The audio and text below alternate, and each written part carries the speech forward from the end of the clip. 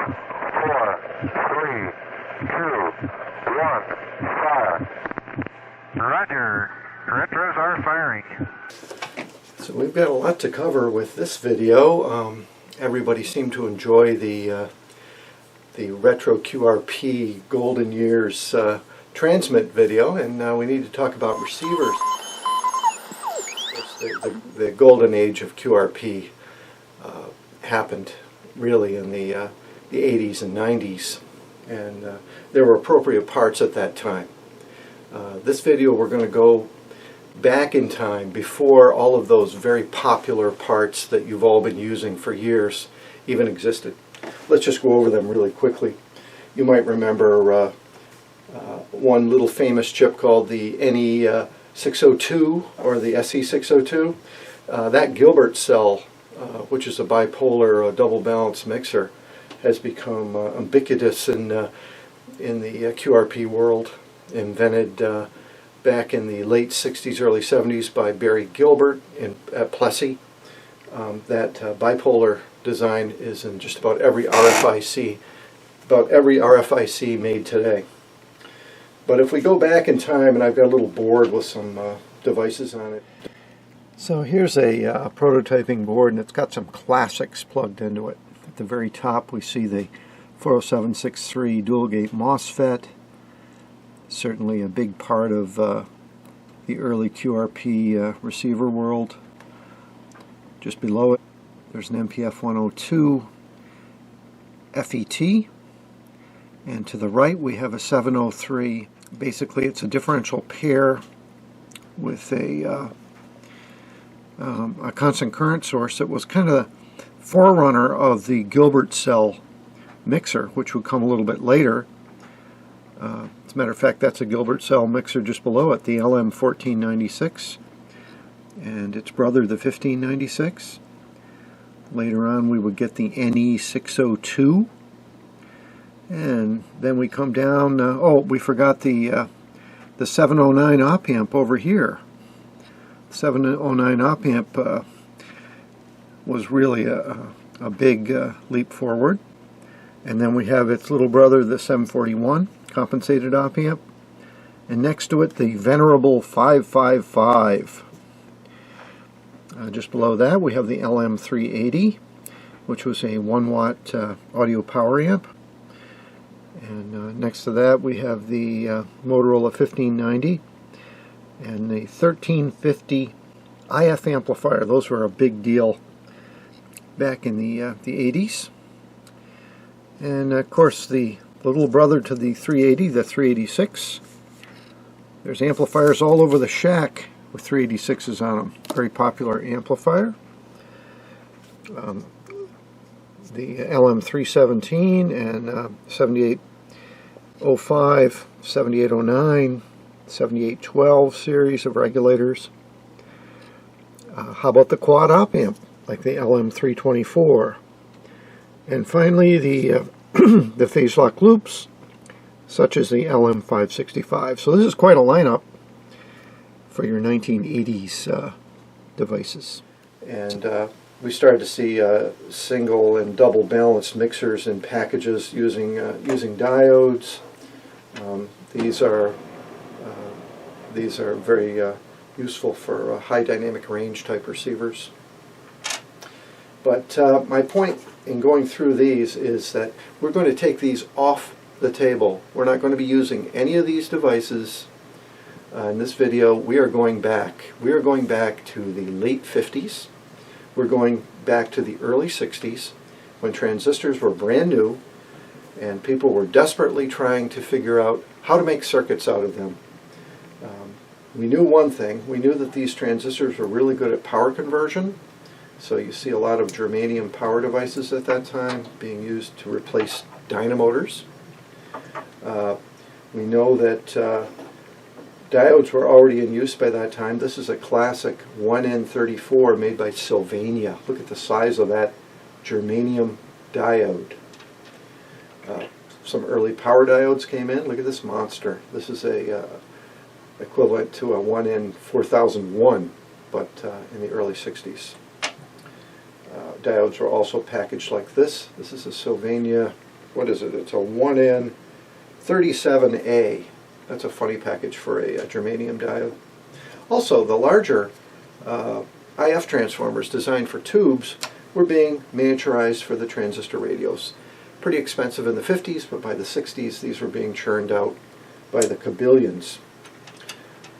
Large radio frequency chokes for tube-type circuits were being replaced by smaller.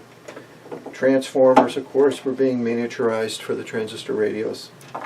And, of course, transistors came in all different packages. And we can't leave out transistor sockets. Transistor sockets were used for early transistors because early transistors were not that reliable.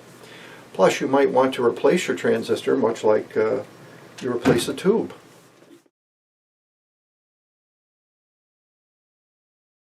So for this video, we actually have 4 representative circuits from that era, late 50s through early 60s. First, we have a bipolar regenerative receiver. It uses 3 transistors. The first transistor is the regen stage, and then there's 2 stages of audio amplification. The next receiver is called an autodyne. The autodyne is a crystal converter followed by a regenerative stage. It's an early superheterodyne. Next we have a receiver that you all will be familiar with. This is the Chuck Kitchen regenerative receiver. It's souped up a little bit. I'm using that just as a standard to work against. And then finally we have a proto direct conversion receiver using all germanium technology. Germanium diodes and a germanium VFO. So let's talk about that idea of taking tube circuits and converting them to transistor or solid state circuits. This was the first idea, and you start to see this idea show up in some of the early ham magazines.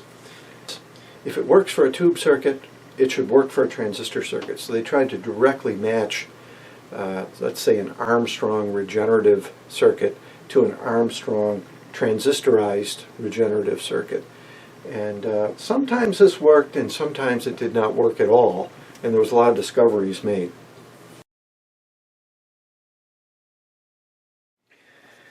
So basically anytime you can start with something that already works in the project and make that as the springboard to the project, it's a win.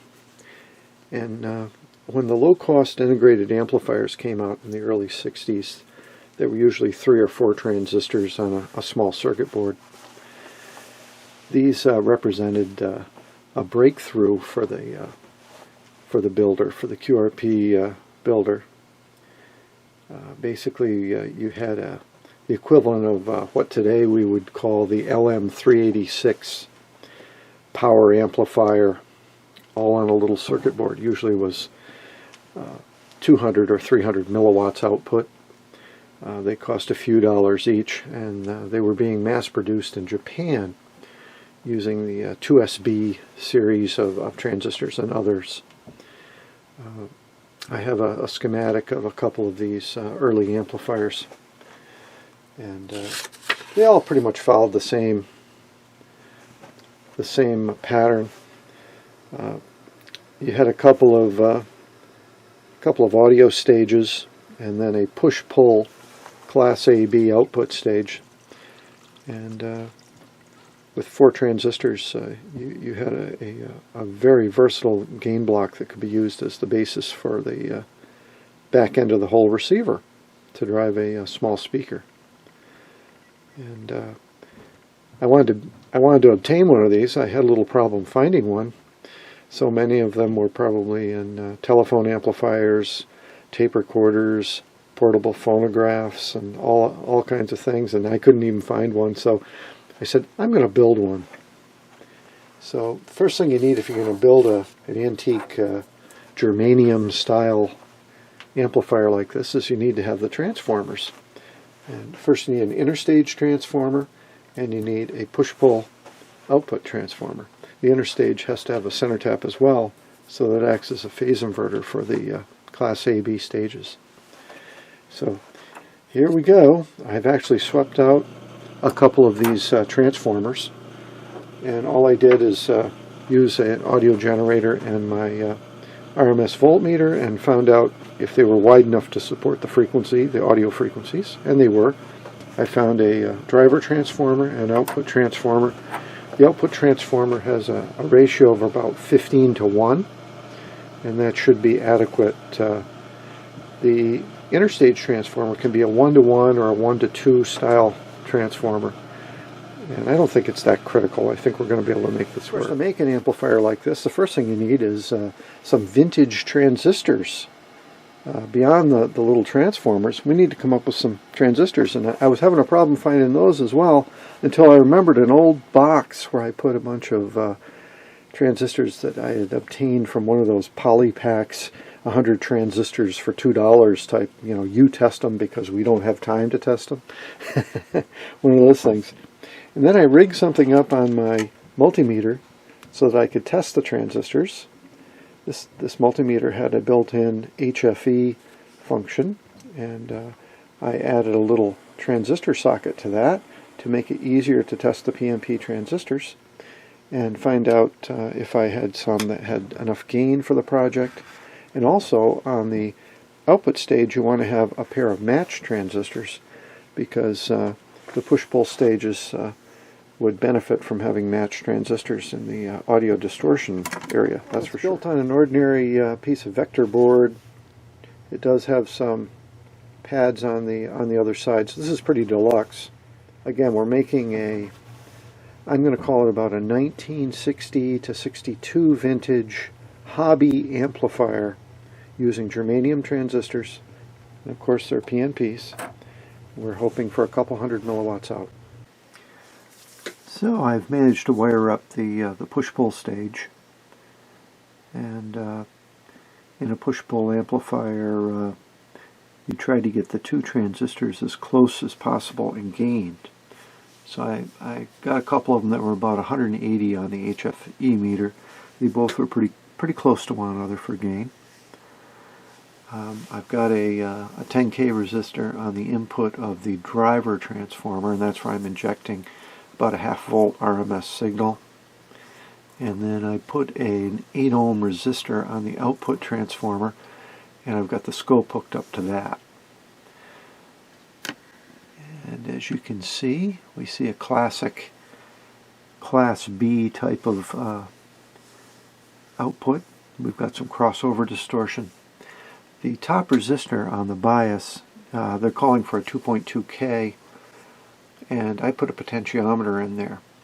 And I figured what I'd do is I would dial down the resistance until we get enough bias on those bases to overcome the crossover distortion. And we should be able to linearize this thing by messing around with the potentiometer. So now I'm going to turn that potentiometer and see if we can clean that up a little bit. Okay. Ooh, look at that. Okay, so now we're looking pretty linear.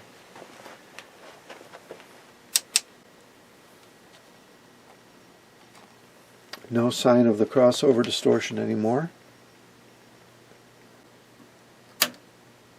Okay, we're hitting the rails here, but we are definitely linear now. So that comes out to, once you take the peak to peak, cut it in half and multiply by 0.707, you end up with 225 milliwatts. 225 milliwatts for the push-pull stage with some floor sweeping transformers. Probably not ideal, but that's not bad. And we probably should talk about positive ground. When you're using PNP devices, the ground is positive. So up here, up at the top, we have the negative 9 volts for this particular amplifier. You have to get used to that and respect the polarity all through the circuit, or there will be short circuits and smoke. Shoot a TV series. A big star. Got divorced again. They're in charge of this kind of news. all right. Enough of this.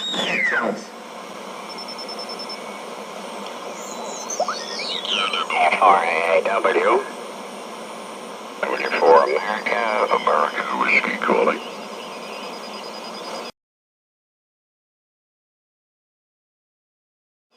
CQ calling CQ W4AAW.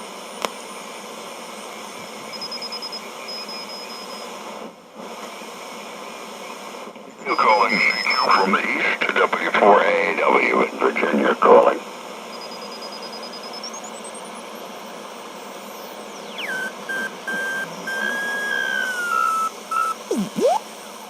So the thing that kind of got me going on this Autodyne is a 1961, April 1961 CQ magazine showing some sunspots. And the article was an ultra portable receiver. And as you can see, it's the Autodyne style. Look at this interesting regen. They actually have the tune circuit separated from the feedback coil and the base coil. This is kind of a Meissner regen. Okay, Mike, our little amplifier seems to be doing its job. Very good. But what is an Autodyne? Well, this idea starts with vacuum tubes. Actually, if you can make a tube do more than one job, that's called a reflex circuit. And one of the very early reflex circuits was the frequency converter. Basically, it's an oscillator and a mixer in the same vacuum tube. Well, the idea stuck, and you can do it with transistors as well. The early transistor radios of the 50s and into the 60s used this idea. A single transistor included both the local oscillator circuit as well as the front-end tuning and the IF output. So this little guy actually uses a crystal oscillator rather than a tunable oscillator. So this is the idea where you have a crystal control converter running into an IF that is tunable. So this is a tunable IF receiver. Normally these would be tunable IF in the AM broadcast band, but I decided to increase the frequency to the 160 meter band because there would be less interference. And that took a crystal. So the crystal that I'm using happens to be a 5.1 megahertz crystal. So if you subtract 7 megahertz, or 5.1 from 7 megahertz, you'll get the 2 megahertz band as the IF, and that's how this works. So that single transistor is acting as the whole front end of the receiver. Notice there's a double tuned circuit. These things do suffer from pulling on the crystal if you have a tunable front end, but with a bandpass type filter like we're using in this circuit, it's fairly stable. So that second stage, the regen stage, this is the 2 megahertz coil. It's got some taps on it. We can go through the schematic, and then it goes into a transformer, and then I just dumped it into one more stage of audio, and then over to our utility amp. But with 3 transistors, this is very nice for headphone volume. And notice how stable it is for being built haphazardly. This is really poor construction, and the thing works quite nicely. I did notice as I substituted various transistors that the noise that the thing generates varies a lot, especially in the regen stage. Some of the older germanium transistors with poor FTs caused all kinds of noise and weren't nearly as sensitive as the 2N404 and this transistor that I'm using, a 2N1225. Now that transistor turns out to be the same transistor used as the mixer in the famous Heathkit Mohegan, which was one of the very first solid-state receivers made by Heathkit. So this is another trick with transistors of this era. The transistors were designed to do one job. An oscillator transistor was made to be an oscillator. A mixer transistor was made to be a mixer, and so on. Your garden variety 3906 or 3904 transistor has enough gain and a low enough noise figure to work in these circuits pretty much as is. But these germanium transistors just flat out won't work at high frequencies if they're not designed for high frequencies.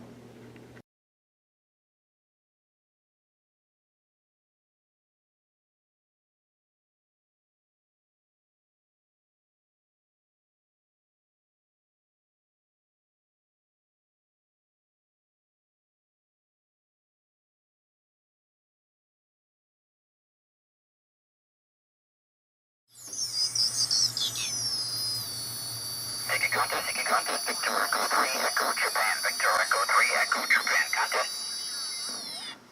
Taking contact, Victor Echo 3 Echo Japan.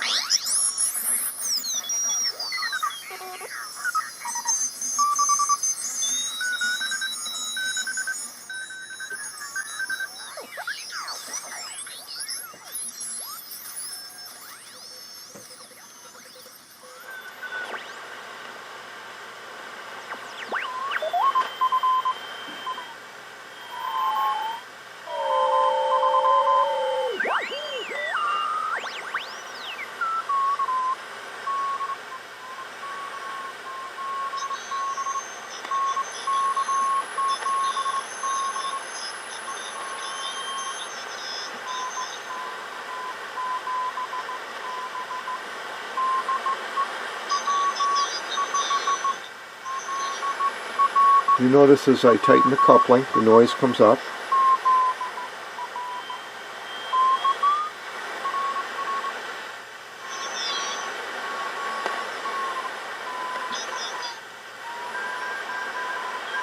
It's very sensitive, very low noise field effect transistor. It's definitely outperforming the bipolar regen. The lift length is just unbeatable with the regen. Even a transistorized regen benefits from the lift length.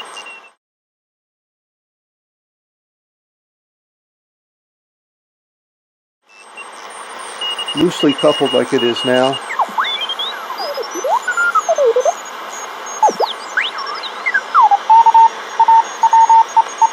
watch what happens when we tighten it up. We need to add regeneration. Background noise came up drastically.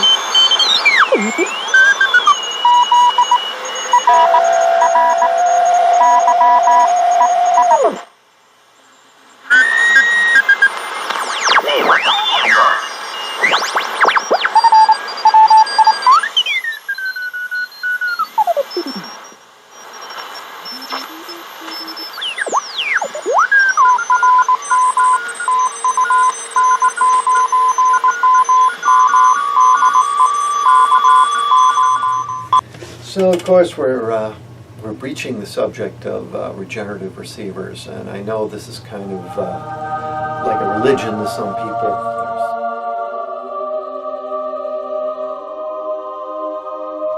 There's literally thousands of articles and websites devoted to regens and the mystery of the regen.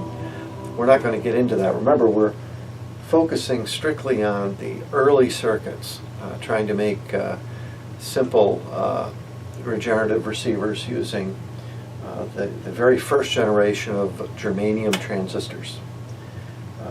The bad news is the transition from tube circuits to transistor circuits didn't do a very smooth transition when it came to regeneration. Turns out that bipolar transistors are low impedance devices, and they have quite a bit of gain, and they do not lend themselves to easy control with an Armstrong or even a Colpitts circuit.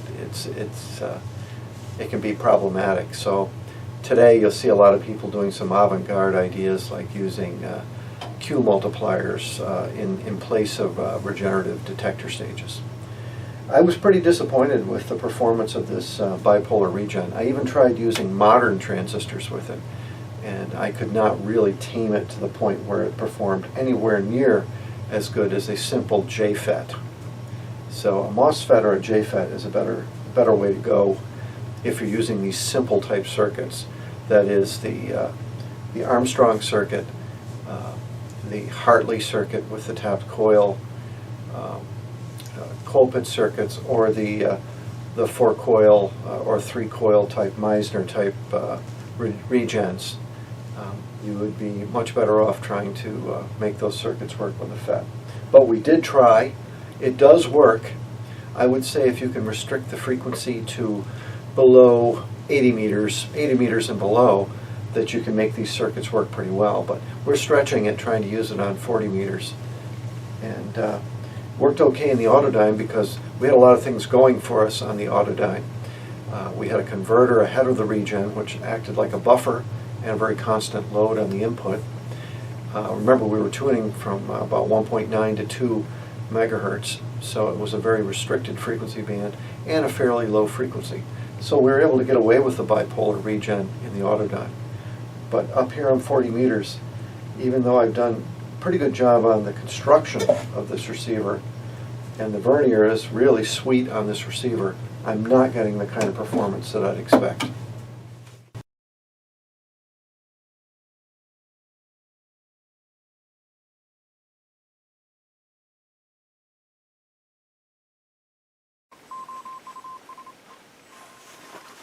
So what this little contraption is, a direct conversion receiver. It's basically a crystal radio, and let me just try to show you the diode. It's right here, crystal diode. This is the secondary coil. It's tapped up about a third and attached to the diode. Just as you do with any crystal set, especially shortwave sets, you want to tap down the coil to get good Q. This is the primary coil. It goes out to the antenna. As you can see, you can slide it back and forth to adjust the coupling. So it's a crystal radio. This is an oscillator. It's a very simple Hartley oscillator,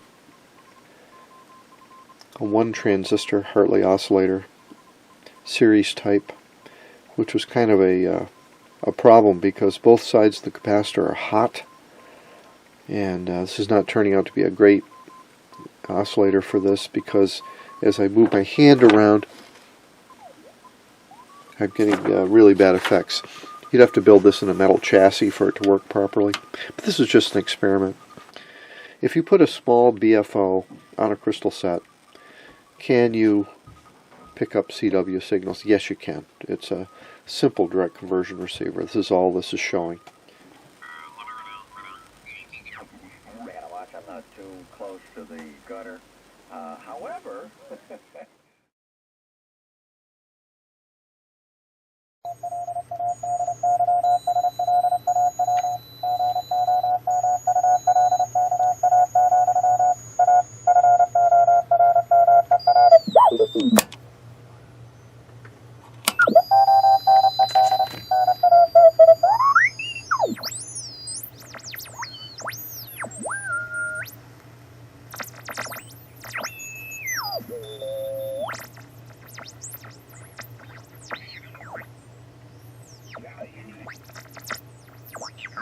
Club HFNet. Very good, Jack. Yeah, I know exactly what you're talking about. I usually get upset about the people who push the snow out of their driveway onto the street in front of that driveway. But we had such a dam of W1AW sending code practice.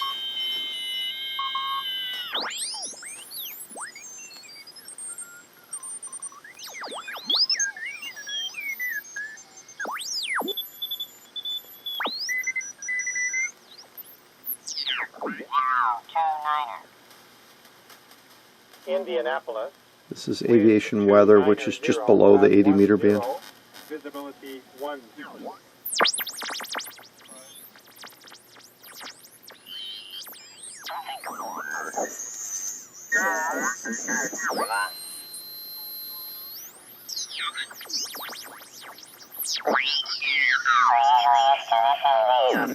very heavy stuff. This thing would really benefit from being this morning trying to clear the street built in a metal chassis. Very heavy, thick, wet snow. However, it is much more stable with this new oscillator design. Boy, we sure couldn't do that with the series Hartley. But this parallel Hartley with the grounded stator really working out good. So, sub-6 is this time, and we're not contesting, so... Anyway, not bad for a couple of 1N34 diodes and a germanium transistor as an oscillator. First principles direct conversion receiver. So we've had a good time exploring some of the early circuits. Here's one from 73, December 1966. It's a pair of QRP rigs. It's a receiver and a transmitter made with some early transistors.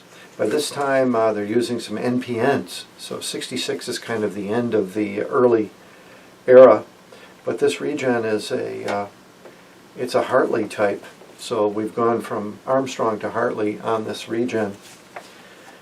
We've looked at bipolar regens. We used the FET regen as kind of a comparison. We explored the Autodyne receiver, which is kind of a converter with a tunable IF. And finally we tried a prototypical direct conversion receiver, which I think is pretty cool for the Crystal Radio gang to try to pick up some single sideband and CW. Roger. Retros are firing. Oh, Roger, baby. Are they ever? It feels like I'm going back toward Hawaii. Don't do that. You want to go on the East Coast. Roger. Fire retro light is green. All three here. Roger. Roger. Retros have stopped.